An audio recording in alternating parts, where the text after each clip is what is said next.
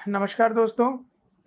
यूँ तो भारत का इतिहास वीरों और शहीदों से भरा पड़ा है, लेकिन एक शहीद ऐसा भी है जिससे भारत का स्वतंत्रता संग्राम की शुरुआत हुई थी। ऐसा माना जाता है कि प्रथम स्वतंत्रता संग्राम की नींव इस शहीद ने ही रखी थी। उनका नाम है अमर शहीद मंगल पांडे। मंगल मंगल मंगल मंगल मंगल मंगल हो। आज से 193 साल पहले आज ही के दिन 19 जुलाई सन 1827 में मंगल पांडे का जन्म बलिया के एक छोटे से गांव नगवा में हुआ था। इनके पिताजी उस जमाने के एक जाने माने ब्राह्मण पुरोहित थे और बचपन से ही मंगल पांडे बहुत ही धार्मिक स्वभाव के व्यक्ति थे। मंगल पांडे की बचपन की शिक्षा दीक्षा उनके गृह जनपद में ही हुई। उसके बाद वो 1849 में उन्होंने ब्रिटिश आर्मी ज्वाइन की। ब्रिटिश आर्मी में एक भाग था बंगाल नेटिव आर्मी का, तो बंगाल नेटिव आर्मी के वो सिपाही बने और उन्होंने ब्रिटिश आर्मी में अपनी सेवा देना शुरू किया। ये वो समय था कि जब अंग्रेज़ों का भारत पर पूरी तरह से कब्जा हो चुका था और आम भारतीयों की स्थिति बहुत ही दयनीय थी, क्योंकि अंग्रेज़ों का एकमात्र उद्देश्य था कि भारत को लूटो और अपना खजाना भरो। 1757 में जब बैटल ऑफ प्लासी हुई थी, जिसमें उन्होंने सिराजुद्दौला को हराया था ब्रिटिश आर्मी ने, और उसके बाद 1764 में बैटल ऑफ बक्सर के युद्ध में उन्होंने जो फ्रेंच के भी उपनिवेश थे भारत में उनको भी हराया और बाकी जो भी मराठा थे उस टाइम, मराठाओं को भी हरा के संपूर्ण अधिकार कर लिया। तो इन दोनों युद्ध के बाद 1757 और 1764 के बैटल ऑफ प्लासी और बैटल ऑफ बक्सर के युद्ध के बाद एक तरह से संपूर्ण भारत पर अंग्रेजों का कब्जा हो गया। कहने को तो 1857 तक भारत में कई प्रिंसली स्टेट भी थे जहाँ पे उनकी मुद्राएं भी चलती थी, वो अपने टैक्स भी लेते थे, लेकिन आफ्टर ऑल वो अंग्रेजों को ही रिपोर्ट करते थे और एक तरह से अंग्रेजों द्वारा बनाए नियम कानून के हिसाब से ही चलते थे। उनको इतनी भी स्वायत्तता नहीं थी कि वो अपने हिसाब से कोई नया कानून बना लें और वो अपने हिसाब से किसी भी अपने राज्य में भी किसी भी टैक्सेशन में या कोई इकोनॉमी से जुड़ी हुई चीज़ों में परिवर्तन कर सकें। इन 100 सालों में भारत सोने की चिड़िया से एक दुनिया का सबसे गरीब देश बन गया। एक ज़माने में भारत की अर्थव्यवस्था पूरी विश्व की अर्थव्यवस्था की 1/3 से 1/4 हुआ करती थी, लेकिन मात्र 100 सालों के समय में भारत का यह हिस्सा घट के 10% के आसपास रह गया और आज भी भारत अपने उस पुराने स्वर्णिम युग में वापसी नहीं कर पाया है। आज भी भारत का विश्व अर्थव्यवस्था में उतना बड़ा योगदान नहीं है जितना कि 16वीं और 17वीं शताब्दी में हुआ करता था। तब भारत को सोने की चिड़िया कहा जाता था।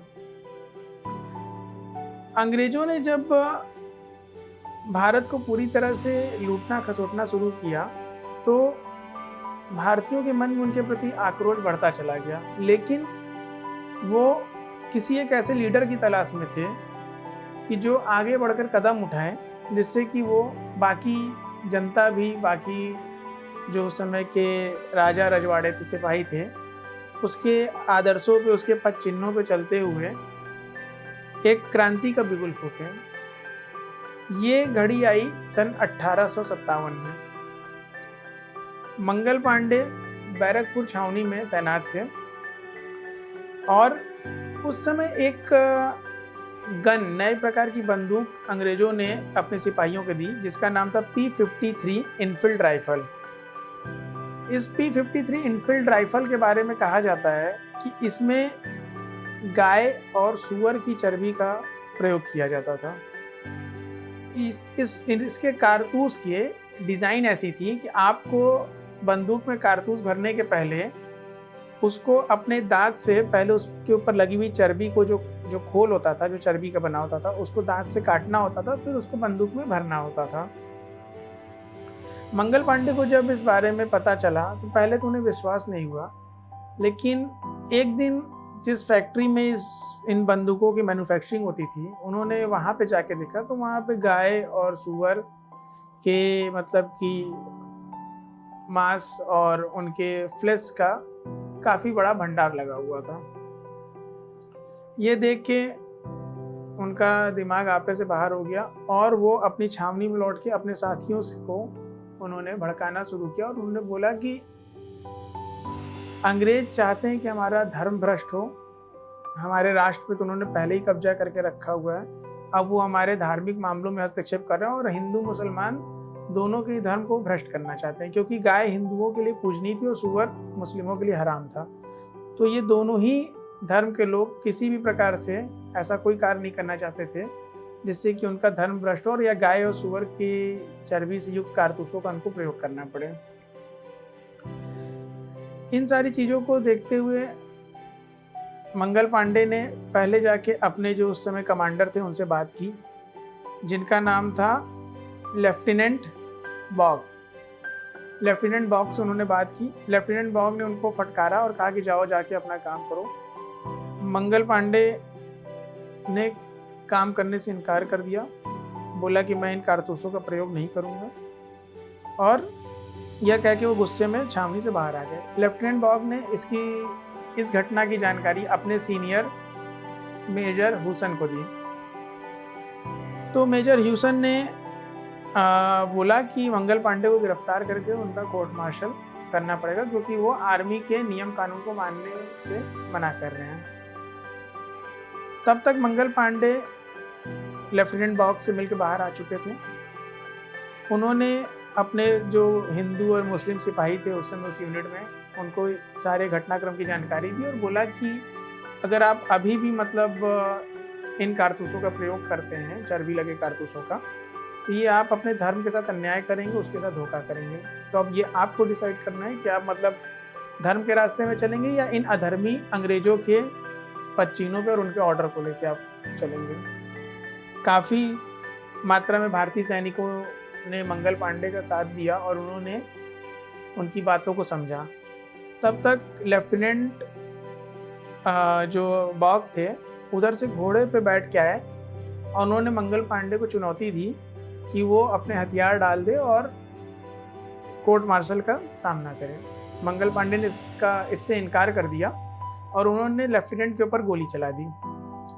जो गोली लेफ्टिनेंट को तो नहीं लगी, लेकिन उस गोली की वजह से उनको छूते हुए निकली, वो डिसबैलेंस होकर अपने घोड़े से गिर गए। इसके बाद मंगल पांडे ने तलवार लेके लेफ्टिनेंट बॉग को दौड़ा दिया और उनके ऊपर हमला करके उनको गंभीर रूप से घायल कर दिया। इसके बाद मेजर ह्यूसन जब वहाँ पे पहुंचे तो मंगल पांडे ने उनके ऊपर भी अटैक किया और ऐसा कहा जाता है कि मेजर ह्यूसन को उन्होंने मार डाला था। इन सारे घटनाक्रम में एक चीज़ देखने को मिली कि वहाँ मौजूद बहुत से सैनिक अभी भी ब्रिटिश सेना का ही साथ दे रहे थे और अभी भी अपने ब्रिटिश अधिकारियों के बारे जो उनके ऑर्डर थे उन्हीं को फॉलो कर रहे थे। और उन सैनिकों ने ही कहीं ना कहीं ब्रिटिशर्स की मदद की मंगल पांडे को गिरफ्तार करने में, उनको पकड़ने में। जब मंगल पांडे ने देखा कि अब वो किसी भी तरीके से बच नहीं सकते हैं तो उन्होंने खुद अपने सीने में अपनी राइफल से गोली मार ली, लेकिन वो बच गए, वो घायल हुए और उनको गिरफ्तार कर लिया गया। 29 मार्च को ही उनको ये घटना 29 मार्च को उनको गिरफ्तार किया गया और 6 अप्रैल को उनको फांसी की सज़ा सुनाई गई। उनके ऊपर एक मुकदमा चला जो कि एक खानापूर्ति पर था, क्योंकि अंग्रेज़ों ने पहले ही डिसाइड कर लिया था कि उनको फांसी पे लटकाना है। और फांसी भी ऐसी वैसी नहीं, सार्वजनिक फांसी, मतलब वो बंद कारागार में न होने की जगह खुलेआम सार्वजनिक रूप से जनता के बीच में होगी।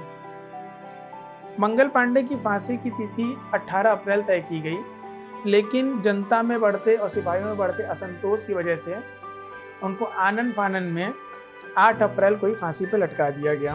अल्लाह बोल।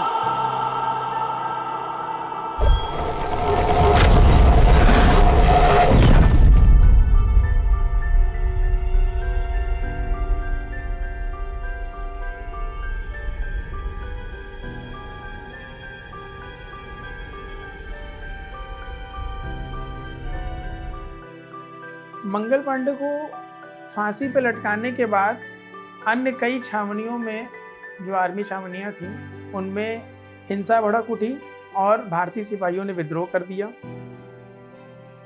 इसमें सबसे पहला विद्रोह जो है मेरठ छावनी में हुआ था, जिसमें कि कुछ भारतीय सिपाहियों ने अपने जो आर्मी कमांडर थे, जो अंग्रेज अफसर थे, उनकी हत्या करके दिल्ली की तरफ कूच कर दिया और अपने आप को स्वतंत्र घोषित कर दिया। और उन्होंने ये कहा कि अब भारत को हम स्वतंत्रता दिला के ही चैन से बैठेंगे।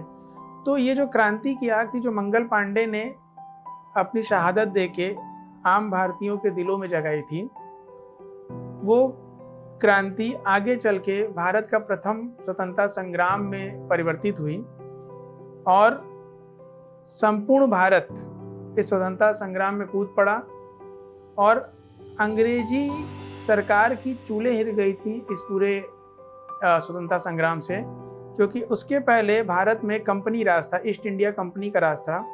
लेकिन इस स्वतंत्रता संग्राम की वजह से, जो कि 1 साल तक कमोबेश चलता रहा, एक तरफ झांसी में झांसी की रानी ने बागडोर संभाली, कानपुर में तात्या टोपे, वो मेरठ में आपके जो आर्मी के सिपाही थे उन्होंने खुद मोर्चा संभाला और दिल्ली में उन्होंने सारे लोगों ने मिलकर उस समय जो बहादुर शाह जफर दीदी थे उनको अपना लीडर घोषित किया और एक स्वतंत्र सरकार का गठन किया और अंग्रेजों को सफाया शुरू कर दिया। लेकिन उस समय भी कई ऐसे रजवाड़े थे जो कि अंग्रेजों का समर्थन कर रहे थे और पूरे भारत में उस प्रकार की एकता नहीं थी जो आगे चल के भारतीयों में 19वीं शताब्दी में देखने को मिली, जिसके परिणाम स्वरूप 1947 को 15 अगस्त को हम ब्रिटिश रूल से आज़ाद हुए। तो इसलिए 1857 की क्रांति को अंग्रेज़ों ने दबा दिया, लेकिन इससे अंग्रेज़ों का काफ़ी नुकसान हुआ और उन्हें सोचने पे मजबूर होना पड़ा कि वो अपने पॉलिसीज़ में, अपने रूल्स और जो टैक्सेशन सिस्टम है और इस तरह की जो चीज़ें हैं जिसमें जैसे जो कारतूस लगे, उन्होंने चर्बी लगे कारतूसों का जो उन्होंने इस्तेमाल किया था, तो जिसमें धार्मिक भावनाएं आहत होती हैं भारतीयों की, उन मुद्दों से उन्होंने काफ़ी गंभीरतापूर्वक विचार करके या तो उनसे दूरी बना ली या फिर ऐसा उन्होंने लॉ बनाया कि जिसको भारतीय भी एक्सेप्ट करें और उसको फॉलो करें। तो ये कहानी थी भारत के प्रथम स्वतंत्रता सेनानी मंगल पांडे की। अगर मंगल पांडे ना होते तो हो सकता था कि 1857 की क्रांति भी ना होती, हो सकता था कि अगले कुछ और सालों तक भारतीय किसी लीडर की तलाश में चुपचाप अंग्रेजों का अत्याचार सहते रहते।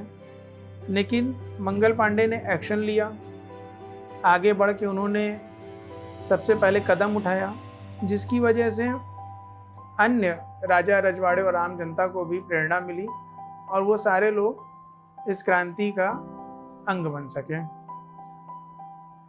1857 की क्रांति के बाद 1947, ये पूरे 90 साल का जो पीरियड है, भारतीय स्वतंत्रता संग्राम में बहुत ही महत्वपूर्ण स्थान रखता है, क्योंकि इस क्रांति से ही भारतीयों में स्वतंत्रता की चेतना का और अखंड भारत के कल्पना का एक सपना उनके अंदर पनपा कि अब भारत कोई कुछ राज्यों में बटा हुआ देश नहीं है कि जिसपे अलग अलग राज्य शासन करे, बल्कि एक अखंड भारत की अति आवश्यकता है, जो कि जिसमें एक केंद्रीकृत सरकार हो और जो पूरे भारत पे राज करे।